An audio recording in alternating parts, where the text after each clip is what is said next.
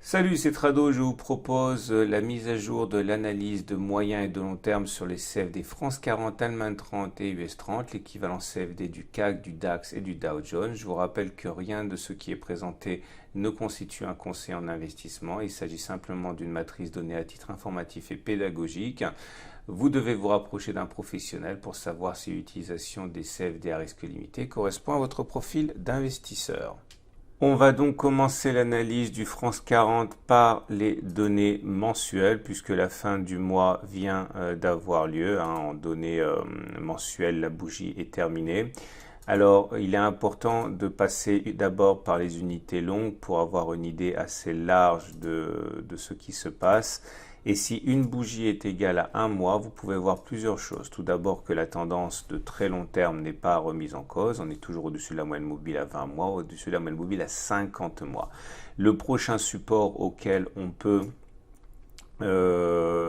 s'adresser en cas de continuation de la baisse, et ce support qui est ici, la zone rouge, on voit que ça a été une zone de résistance extrêmement solide qui a tenu en haleine les investisseurs pendant plus d'un an, qui a finalement été cassé sur le mois de septembre 2019, qui nous a permis d'avoir une accélération haussière. Il serait donc complètement classique que l'on revienne prendre appui sur cette zone, ce qui nous donne un potentiel baissier allant de moins 2,4 à moins 5%. Ça ne veut pas dire qu'on ira jusqu'à là, ça ne veut pas dire qu'on n'ira pas plus bas, ça veut simplement dire que statistiquement, eh bien c'est sur cette zone qu'il pourrait y avoir des intérêts acheteurs qui se manifesteront. On descend d'unité de temps, on regarde les données hebdomadaires pour le France 40 et plusieurs choses à dire. La première, c'est que on voit qu'on a ouvert un gap ici, un gap entre les plus bas du mois de la semaine dernière et les plus hauts de cette semaine. Il est rare d'avoir des gaps sur cette unité de temps. Ça montre quand même la violence de ce qui se passe. C'est un gap de rupture à mon avis, c'est-à-dire un gap qui met fin à la tendance haussière. Alors attention, quand je dis mettre fin à la tendance haussière, je ne parle pas d'apocalypse, je parle de la possibilité, sans que ce soit une certitude, d'aller, et je l'ai déjà dit, chercher la zone rouge, mentionnée précédemment, entre moins 2,5 et moins 5%.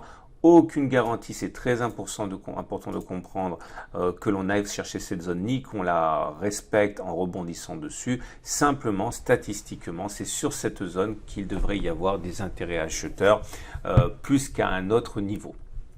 Alors, quand on regarde les indicateurs techniques, il est important de remarquer tout d'abord que les indicateurs techniques rapides ont délivré un signal de baisse. Si on regarde le stochastique, par exemple, eh bien, vous voyez qu'il a croisé son signal, donc c'est un vrai signal de baisse. C'est confirmé par ce qui se passe sur le MACD, qui est un indicateur plus lent, qui a également croisé son signal. Bien sûr, le MACD 0, qui est un autre indicateur, confirme ça. Regardez, ça tout décroît. Donc voilà, on est en place sans doute pour une continuation de la baisse.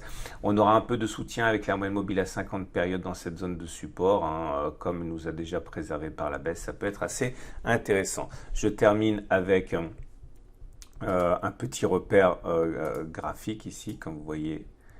Cette oblique descendante a été cassée, donc ça confirme également le fait qu'on risque d'avoir une continuation de la baisse jusqu'au niveau qu'on a déjà mentionné. Et pour terminer, l'Ichimoku qui nous donne une conclusion très similaire à tout ce qui a déjà été dit, à savoir que la Tenkan a été cassée, donc la tendance de court terme n'est plus haussière en données hebdomadaires. On a par contre toujours la Kijun en support et surtout le nuage qui est toujours ascendant. Donc la tendance de court terme en données hebdomadaires est cassée, mais la tendance générale et la tendance de fond sont toujours vaillantes. Voilà. On va passer maintenant à l'Allemagne 30.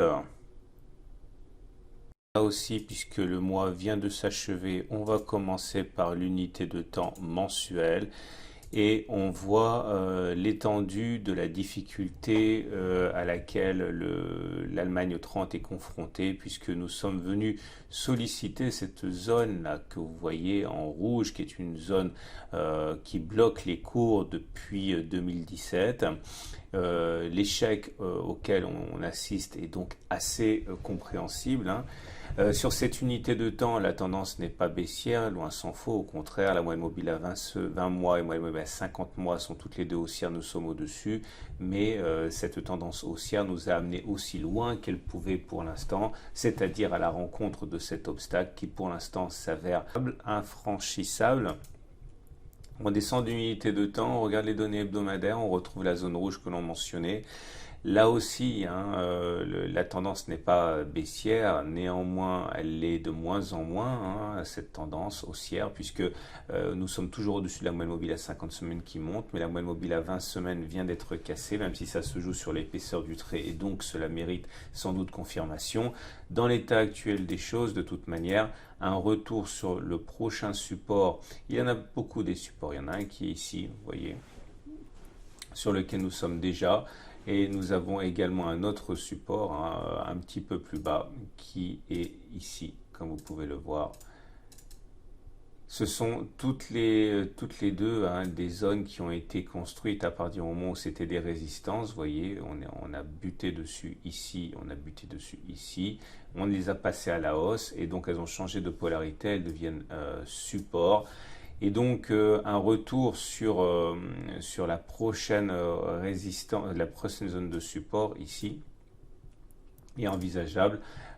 C'est-à-dire si on casse cette zone de support à 12 778, un retour sur les 12 656 est tout à fait possible. Donc ça veut dire qu'on pourrait perdre encore 2% à 3% sans beaucoup de difficultés, selon que cette zone de support sur laquelle nous sommes tienne ou pas. En tout cas, pour l'instant, vous l'aurez compris, il n'y a rien de vraiment dramatique. Les tendances ne sont pas baissières. Nous sommes dans un mouvement correctif assez classique. Donc, pour résumer, nous sommes sur un support. Si ce support des 12 786 lâche, normalement, on devrait aller chercher la zone des 12 656, 12 588, ce qui, au bilan, au total, nous ferait perdre encore, je l'ai dit, 2 à 3%. Il y a beaucoup de supports, comme vous pouvez le voir sur cette unité de temps, et donc autant de possibilités de rebondir.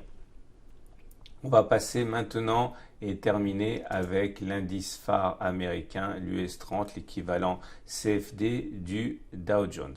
On enchaîne donc avec l'US 30 en données mensuelles. Comme vous pouvez le voir, la tendance est solidement ancrée à la hausse avec une moyenne mobile à 20 mois qui monte et une moyenne mobile à 50 mois ascendante également. Le support de référence sur cette unité de long terme est comprise entre 26 800 à peu près et 25 000. C'est une zone très solide de support car cela a été une zone très solide de résistance. Elle a été cassée, battue en brèche. Elle a donc normalement changé de polarité en devenant support. Si on devait chercher ce support de long terme, il faudrait s'attendre à voir les cours éventuellement perdre un autre 5% à moins 11% pour prendre la borne basse de cette zone de support avant d'éventuellement rebondir. Mais le plus important, c'est de savoir que la tendance demeure haussière et qu'il n'y a aucune raison pour que l'on aille chercher une telle baisse. En tout cas, c'est la zone sur laquelle les intérêts acheteurs de long terme pourraient se réveiller. On descend d'unité de temps, on regarde les unités hebdomadaires, là aussi, pas de doute sur la tendance qui demeure haussière. La moyenne mobile à 20 semaines monte, la moyenne mobile à 50 semaines monte également. Néanmoins, plusieurs éléments militent pour une continuation de la baisse jusqu'à la prochaine support, le prochain support. Pardon, d'abord une configuration ici en étoile du soir, bougie verte, bougie rouge. Les mèches se superposent au corps, mais par contre les corps ne se superposent pas, donc c'est valable. Regardez d'ailleurs les indicateurs techniques. Le MACD, comme vous pouvez le voir, est dans une situation où la tendance n'est pas encore baissière. Le signal n'a pas été traversé. Par contre, si vous regardez le MACD 0, qui est beaucoup plus nerveux, eh bien, vous constatez que le signal donné par le croisement MACD est bien arrivé. C'est confirmé d'ailleurs par le CCI. Le CCI qui est également un indicateur assez nerveux a croisé son signal. Donc dans ces conditions, tout ce qu'on peut dire, c'est que le signal de baisse semble engagé. Alors jusqu'où pourrait-on descendre? Dans un premier temps, on peut s'attendre à ce que des réactions vendeuses voient le jour sur ce niveau de support. Comme vous pouvez le constater, c'était une zone de résistance, elle a été cassée, elle a donc changé de polarité et elle est devenue support. Donc cette zone comprise entre 27 288 et 27 376 est susceptible de provoquer des intérêts acheteurs, comme ça a déjà été le cas sur cette semaine de décembre 2019. Cela voudrait dire que si la correction devait se perpétuer un petit peu, on pourrait perdre encore moins 3,3 à moins 3 et 4%, on va dire entre moins 3 et moins 4% selon que l'on traverse ou pas cette zone de support. Et puis derrière, hein, vous l'avez compris, il y a des supports également de long terme qui pourraient être sollicités et qui pourraient d'ailleurs faire l'objet d'un intérêt de la part des acheteurs. Mais pour l'instant, on retiendra surtout que la consolidation est engagée, nous sommes en tendance haussière, donc ce n'est pas très grave pour l'instant, et qu'un retour sur les moins 3,5, moins 4%, etc. est un scénario qui est tout à fait envisageable. Voilà ce qu'on pouvait dire pour ces trois grands indices. Je vous souhaite une excellente semaine. Je vous invite à regarder à la fin de cette vidéo la préparation de la semaine de trading pour le CFD France 40, Allemagne 30, US 30, or et pétrole. Et je vous dis à la semaine prochaine pour les mises à jour.